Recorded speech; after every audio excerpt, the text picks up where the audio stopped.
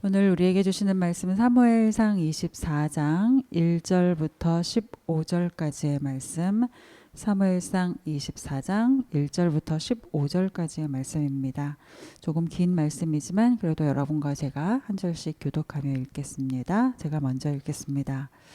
사울이 블레셋 사람을 쫓다가 돌아오매 어떤 사람이 그에게 말하여 이르되 보소서 다윗이 엔게디 광야에 있더이다 하니 사울이 온 이스라엘에서 택한 사람 3,000명을 거느리고 다윗과 그의 사람들을 찾으러 들염소 바위로 갈새 길가 양의 우리에 이른즉 굴이 있는지라 사울이 뒤를 보러 들어가니라 다윗과 그의 사람들이 그 굴 깊은 곳에 있더니 다윗의 사람들이 이르되 보소서 여호와께서 당신에게 이르시기를 내가 원수를 내 손에 넘기리니 내 생각에 좋은 대로 그에게 행하라 하시더니 이것이 그 날이니이다 하니 다윗이 일어나서 사울의 겉 옷자락을 가만히 베니라.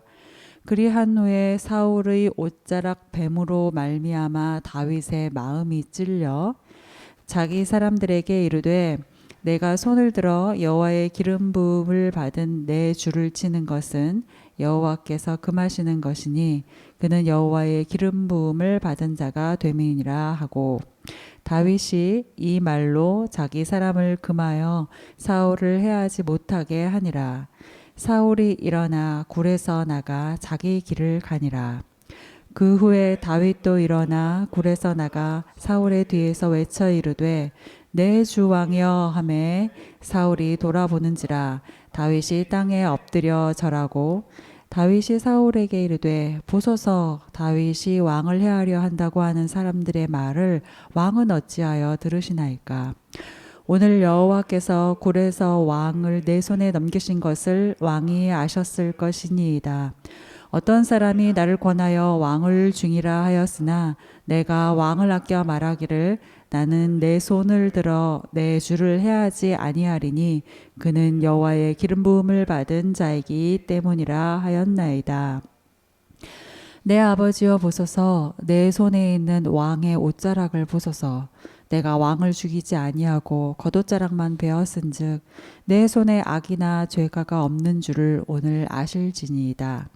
왕은 내 생명을 찾아 해하려 하시나 나는 왕에게 범죄한 일이 없나이다.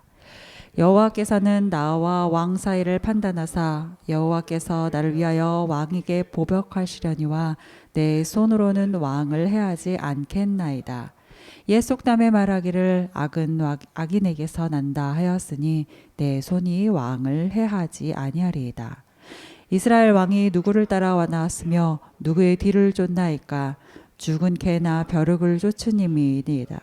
그런즉 여호와께서 재판장이 되어 나와 왕 사이에 심판하사 나의 사정을 살펴 억울함을 풀어주시고 나를 왕의 손에서 건지시기를 원하나이다 하니라. 아멘. 우리 어제 함께 나누었던 23장 15절부터 29절 말씀을 좀 기억해 보시면 그일라 사람들의 배신과 또 사울 왕을 피해서 이제 다윗과 그 일행들이 10광야로 나오죠. 10광야로 나온 다윗과 그 일행은 그일라를 돕기 위해 성으로 들어갔을 당시만큼이나 사실은 또 뭐 쉽지 않은 상황이 되었죠.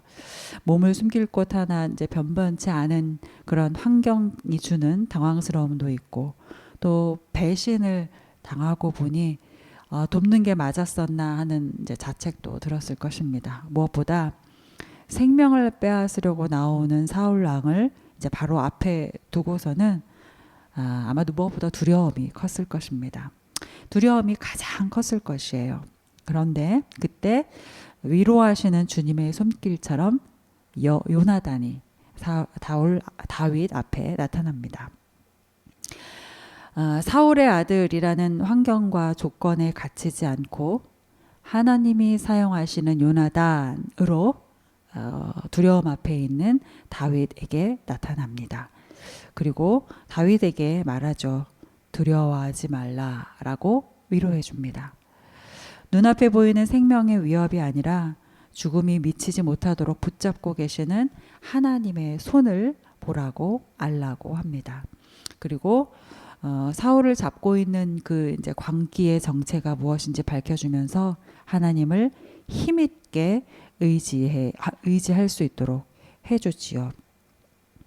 두려움 중에 있는 다윗을 위로하고 모든 사람이 죽이려고 달려드는 그 공포 안에서 그럼에도 불구하고 너를 돕는 하나님, 너를 사랑하시는 하나님이 있다라는 것을 다윗을 통해 요나단을 통해 다윗에게 가르쳐 줍니다.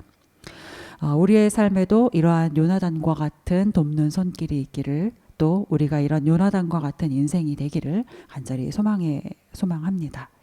한편 10광야에서 새롭게 맞닥뜨리는 또 군경이 있었습니다. 바로 10사람들의 불의한 충성이죠. 자신의 이익을 위해서 사울 왕에게 다윗을 고발하고 적극적으로 협력하는 10사람들, 이 10사람들의 불의한 충성을 보면서 하나님의 뜻과 사람의 뜻, 하나님의 말씀과 사람의 말을 분별하는 그런 은혜가 필요하다는 것을 우리가 알게 됩니다. 사울도 다윗도 모두 불의한 충성, 무지한 말들에 둘러싸이기 쉬운 그런 상황들이었지만 다윗은 하나님께 묻고 하나님 앞에 기도함으로 그 분별력을 지켜나갔죠. 그러나 사울은 하나님께 묻지 않고 자신의 생각만을 말함으로써 분별력을 상실한 모습을 보여줍니다. 우리도 다윗처럼 모든 것을 하나님께 묻고 그것에 순종하는 분별력을 가져야 할 줄로 믿습니다. 분별력 없이 내다름질하는 사울 왕과 이를 피하기 위한 다윗, 그리고 그 무리 사이에 이제 숨가쁜 추격전이 벌어지는 어제 말씀도 있었습니다. 숨으면 바로 찾아내고 피하면 어느새 코앞까지 들이닥치는 이 사울의 추격을 보면서 다윗이 자신을 위해 또 함께하는 무리를 위해 얼마나 간절하게 기도했을까 헤아려 봅니다. 참 감사한 것은 매번 죽음의 공포가 코앞에까지 이르지만 딱 그 코앞까지만이었다는 것입니다. 그리고 이것을 다른 시각으로 보면 늘 한 걸음씩만큼 앞서가게 해주셨다는 것이죠. 딱 한 걸음씩만큼 앞서가게 하시는 것도 또 예상치 못한, 어제의 경우는 블레셋의 침노였죠. 그러한 예상치 못한 도우심으로 크게 또 한숨 돌릴 수 있게 하시는 것도 모두 하나님의 섭리, 은혜인 것을 깨닫게 해주셨던 어제의 말씀이었습니다. 오늘은 이제 엔게디 광야로 피한 다윗, 그리고 다시 다윗을 찾아 나서는 사울 왕 사이에 있었던 계속되는 말씀입니다. 1절 말씀 우리 함께 다시 한번 읽겠습니다. 1절입니다. 시작. 사울이 블레셋 사람을 쫓다가 돌아오매 어떤 사람이 그에게 말하여 이르되 보소서 다윗이 엔게디 광야에 있더이다 하니. 자, 앞서서 다윗의 코앞까지 이르렀던 사울 왕이 그 바로 다윗의 코앞에서 돌이켜야 했던 이유가 있었죠. 바로 블레셋이 이스라엘을 침노했다라는 소식, 그 소식 때문이었습니다. 사울이 다윗을 뒤로하고 블레셋을 쫓다가 지금 이제 돌아왔다라는 이제 오늘의 표현이 있어요. 쫓다가 돌아왔다. 그런데 여러분, 이 쫓다가 돌아왔다는 오늘 이 표현에는 쫓아가서 블레셋을 물리치는 것까지의 목적을 다 이루지는 못하고 중간에 돌이켜 돌아왔다라는 뉘앙스가 포함되어 있는 표현입니다. 그러니까 앞서서 사울이 10광야로 도피한 다윗을 쫓다가 중간에 블레셋이 침노했다는 소식 때문에 쫓기를 그치고 돌이켜야만 했던 것처럼 이번에는 블레셋을 쫓다가 목적을 다 이루지 못하고 돌이켜 왔다라는 것이죠. 그리고 이 증언은 하나님께서 다윗을 구하기 위해 블레셋의 침노를 사용했다라는 해석에 정말 더 큰 신뢰를 주는 것입니다. 기억해야 할 것이 있습니다. 하나님을 모르는 세상과 적들은 다급한 상황이 생기면 이 다급한 상황을 견뎌낼 수 있는 힘도 방법도 없죠. 우리는 다급한 상황보다 더 중요하신 하나님이 계시다라는 것을 알고 다급한 상황 중에서도 하나님을 보지만 하나님이 없는 세상은 다급한 상황이 생기면 그것을 견뎌낼 수 있는 힘도 또 견뎌낼 수 있는 방법도 달리 없습니다. 따라서 하나님의 자녀된 우리가 다급한 상황 속에서도 흔들리지 않고 하나님만을 쫓아가면 하나님은 다급한 상황을 쫓아가게 마련인 적들로부터 그 다급한 상황을 사용하셔서 우리를 보호하시는 거죠. 우리를 도우신다라는 것입니다. 다급한 상황이 아닌 하나님을 볼 수 있는 그 눈이 우리 안에 있기를 간절히 소망합니다. 자, 그렇게 다급한 상황에 치이고 돌이켜서 오는 사울 왕에게 이번에도 어떤 사람이 다윗의 소식을 전합니다. 뭐 어떤 소식입니까? 다윗이 엔게디 광야에 있더이다 라는 말이죠. 다윗이 엔게디 광야로 피했다라는 거예요. 엔게디 광야는 이제 상대적으로 다른 광야에 비해서 이제 푸르름이 있는 어떤 이제 지역입니다. 어찌 보면 다윗 입장에서는 조금 숨도 돌릴 수 있는, 또 숨을 수도 있는 곳이죠. 그런데 반면에 지형적으로 봤을 때는 이제 염소의 샘이라는 뜻을 가지고 있는 이 엔게디는 이제 지형적으로 봤을 때는 험준한 산악 지역인 것입니다. 이제 험준하다는 건 큰 바위가 있다는 것이고, 큰 바위들이 있다는 건 상대적으로 협곡이 깊다라는 것이겠죠. 그 협곡을 따라서 절벽들도 있고, 또 무엇보다 이제 동굴이 많은 그러한 외형을 가지고 있는 지형이었어요. 사울이 어떤 사람으로부터 그 소식을 듣고 다시 추격을 준비합니다. 우리 2절 말씀 함께 읽겠습니다. 시작. 사울이 온 이스라엘에서 택한 사람 3,000명을 거느리고 다윗과 그의 사람들을 찾으러 들염소 바위로 갈새. 자, 사울 왕이 지금 다윗 한 사람을 찾으려고, 혹은 다윗과 그를 따르는 민초 600명을 잡겠다고 심혈을 기울여서 얼마의 사람을 준비해요? 군인 3,000명을 준비를 합니다. 여러분, 앞서서 사울이 블레셋을 쫓아갈 때에도 이만한 인력을 준비했다라는 표현이 없죠. 오히려 이와 엇비슷한 인원을 모은 전쟁이 오래전에 있었는데 사울이 왕으로 등극하고 한 2년 정도 되던 해인가요? 사무엘상 13장에 보면 사울이 블레셋을 상대로 믹마스에서 대립했을 때예요. 여러분, 그때 사울이 사람 3,000명을 택해서 그 중에 2,000명은 자기에게, 나머지 1,000명은 요나단에게 배분을 했었어요. 그리고 혹시 기억을 더듬어 보시면 그때 상대해야 했던 그 적군의 규모, 블레셋의 규모가 병거만 3만이고 마병이 6천인 그런 규모였습니다. 그런 상대로 우리 군인을 준비했던 게 사울이 3천이었거든요. 그런데 지금 사울이 다윗을 잡겠다고 3,000명을 지금 거느리고 오는 겁니다. 사울의 집착이 얼마나 심각한지 보여주고 있죠. 그야말로 광기라고밖에 말할 수 없는 상황이라는 것을 보여줍니다. 왕이에요, 사울은. 왕인 사울이 백성을 돌보는 데가 아니라 다윗을 잡는 데 지금 모든 것을 쏟아붓고 있는 것이죠. 사울의 주변에 있는 어떤 사람들은 사울의 이러한 욕망, 이러한 광기를 부추기면서 마치 충성인 양 말하고 있습니다. 그러나 그것은 충성이 아니라는 것, 그리고 사울의 집착도 결코 백성을 향한 충성이 아니라는 거 우리가 잘 알고 있죠. 저마다 자신의 이익을 위해 열심히 특심인 이러한 모습들이라는 것을 우리가 봅니다. 사울의 나라가 결코 길 수 없다라는 것을 우리가 직감할 수 있는 대목이죠. 본문으로 다시 돌아가 보면 사울이 이렇게 다윗을 잡는데 혈안이 돼서 들염소 바위라는 곳에 이르는데, 여기서 이제 들염소 바위는 이제 뭐 우리나라에도 어떤 바위들이 많이 있잖아요. 뭐 소위 뭐 설악산의 흔들 바위 같은 지명의 이름이 있죠. 그런데 우리나라의 뭐 설악산 흔들 바위처럼 어떤 특별한 바위를 얘기한다라기보다 어떤 넓은 지역을 말하는 겁니다. 추측컨대 뭐 들염소들이 자연 방목됐거나 유목되던 그런 지역이었겠죠. 그리고 이 지역은 특성상 많은 동굴을 가지고 있었어요. 사울 왕이 그 굴 중에 한 굴을 지금 택합니다. 많은 굴 중에 한 굴을 택하여 들어가요. 아마 급하게 이제 볼일을 봐야 했던 것 같아요. 3절에서 4절까지의 말씀을 좀 함께 다시 보시겠습니다. 3절부터 4절입니다. 시작.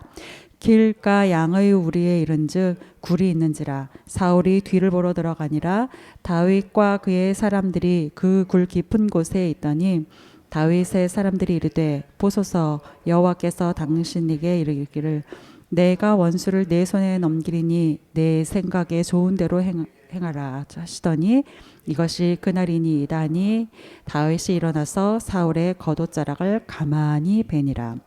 자, 사울이 많은 동굴 중에서 한 굴을 택하여 들어갔는데 사울의 입장에서 보자면 하필 다윗과 그 무리들이 이미 들어가 있는 굴을 택했네요. 그리고 참 모양이 안 나게 그 앞에서 지금 볼일을 봐야 하는 거죠. 예상하건대 다윗이 사람의 말을 듣고 사울의 겉옷자락을 잘라내는 행위도 아마 사울 왕이 볼일을 보는 상황 중에 진행됐을 겁니다. 새벽부터 너무 디테일하게 설명해서 좀 죄송합니다.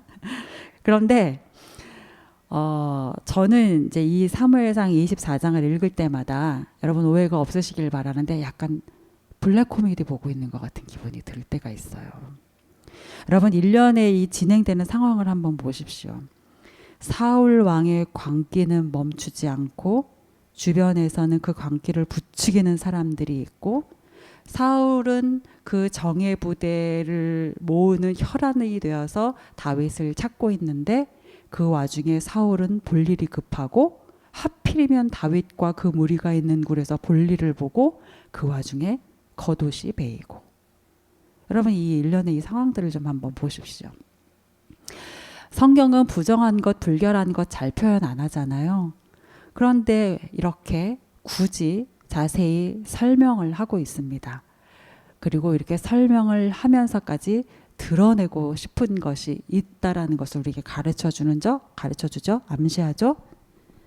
사울의 광기와 계략이 얼마나 우스운 것인지, 얼마나 아무것도 아니고 그의 집착이 배설물과 같은 것인지 우리에게 이 일련의 상황들을 통해서 빗대어 보여주고 가르쳐주고 있습니다. 성경은 흡사 이것을, 이런 모든 상황들을, 그리고 사울의 광기를 조소하고 있는 것 같아요.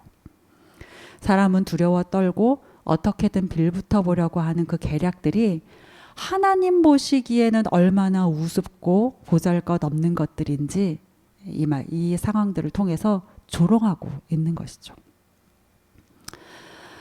우리의 삶에 참 두려워 떨게 하는 것들, 참 집착하게 하는 많은 일들, 또 버겁게 하는 많은 상황들이 있습니다. 저뿐만 아니라 여러분들에게도 해내야 하는 일들이 있으실 것이고 져야 하는 짐들이 있을 것이고 또 맞닥뜨려야만 하는 그런 상황들이 있으실 겁니다. 저는 감히 여러분들의 그러한 상황들, 짐들, 일들에 대해서 아무것도 아닙니다 라고 말할 수 없습니다. 그러나 분명한 것, 하나님께는 그 모든 것들이 아무것도 아니라는 거죠. 모든 것의 주관자 되시는 하나님께는 우리가 느끼는 그 어떤 짐도, 그 어떤 불리한 상황도, 그 어떤 당황스러운 환경도 하나님께는 아무것도 아닐 수 있다는 것입니다. 다시 힘있게 하나님을 바라보며 그 하나님의 능력을 의지하는 이 아침이 되실 수 있기를 기도합니다. 사울에게처럼 다윗에게도 어떤 사람들이 있었습니다. 조금 결이 다를 수 있을지는 모르지만요. 사람들이 이렇게 말을 해요. 다윗 옆에서. 사울이 지금 무방비 상태입니다. 그러니 무방비 상태인 지금이 기회입니다. 지금 사울을 치는 것이 하나님의 뜻입니다. 라고 말을 하죠.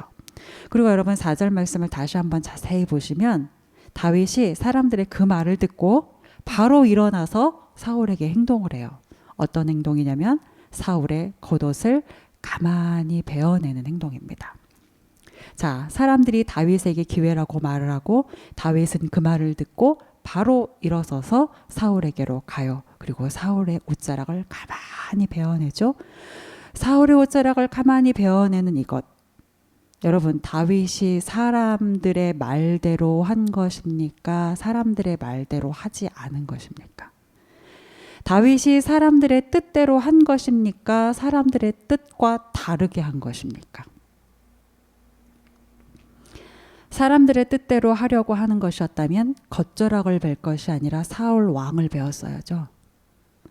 그런데 다윗은 사울의 겉옷자락을 배웠습니다.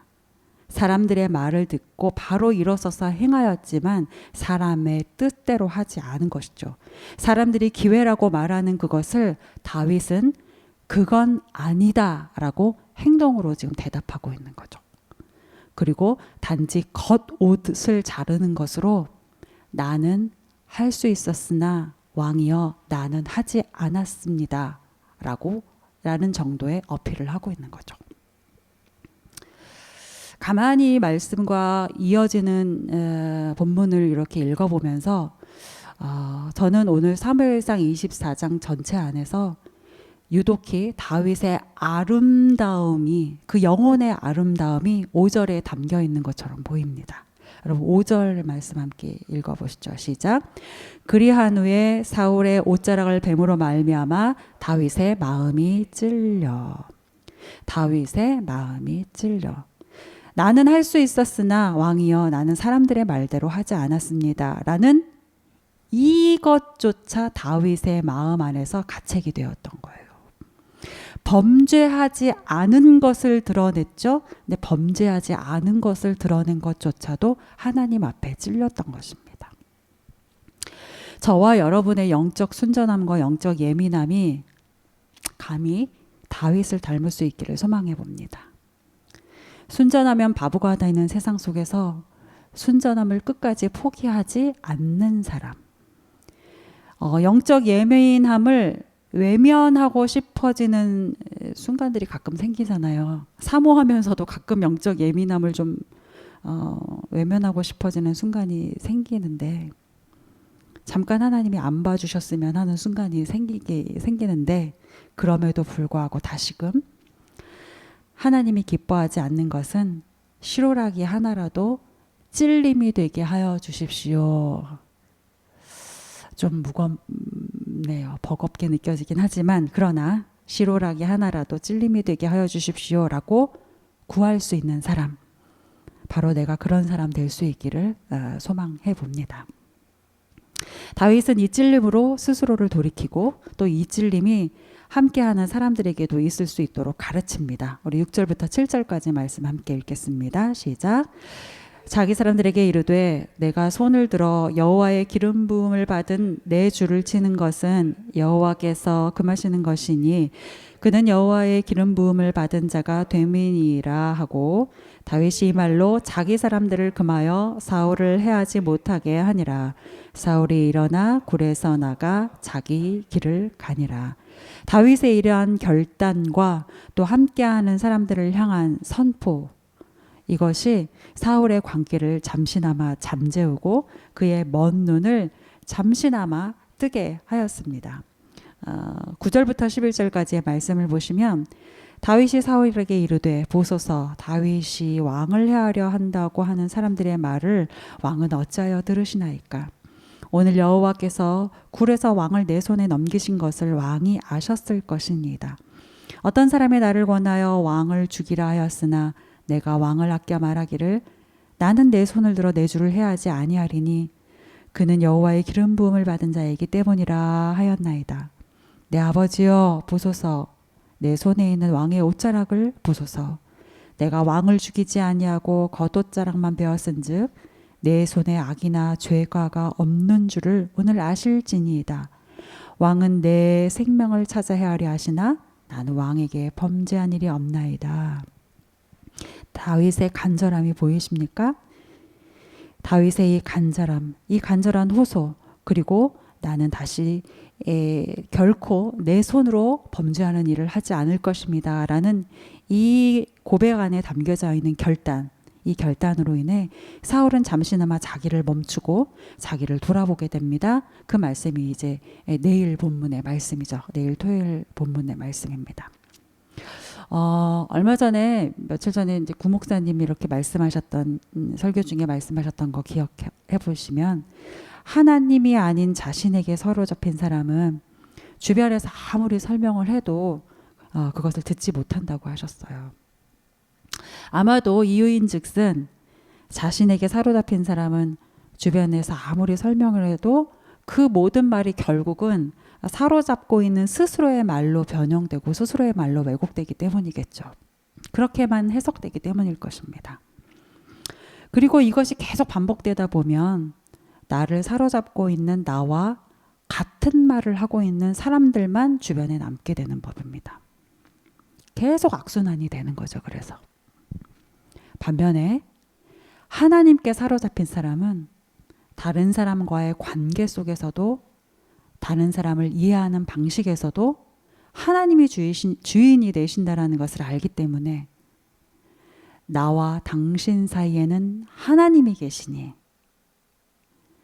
내가 주인인 게 아니라 나와 당신 사이에는 하나님이 계시니 나는 우리 사이에 계신 하나님의 판단을 의지하고 하나님의 판단만 따릅니다 라고 고백할 수 있는 것이죠. 보복까지도 내 손으로 하지 않고 모든 것을 나와 당신 사이에 있는 하나님께 내어 맡깁니다 라고 고백할 수 있는 것이죠. 그것이 오늘 본문 12절부터 15절까지의 다윗의 고백입니다.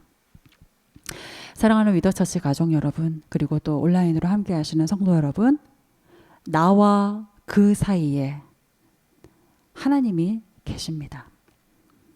가끔 하나님이 나와 그 사이에 안 계실 수는 없고 잠깐 눈 감고 계셔 주셨으면 할 때가 있습니다. 그럴 때도 있죠. 잠깐 눈 감고 계시면 그 틈에 조금 내 속이라도 후련해지게 내 맘대로 해보고 싶을 때가 있죠. 그런데 여러분 죄송합니다. 해본 사람으로서 별로 그거 아니더라고요. 네. 해보고 나면 늘 찝찝하더라고요. 후회하게 되고. 여러분 다시금 마음을 다잡으시고 나와 그 사이에 계신 하나님을 인정하십시오. 그리고 나와 그 사이에 계신 하나님의 방식, 나의 방식이 아닌 하나님의 방식을 신뢰하는 그 방식을 또 순종하는 오늘 하루 사실 수 있기를 온 마음을 다해 축복합니다. 말씀 기억하시면서 이 시간 함께 기도하시겠습니다.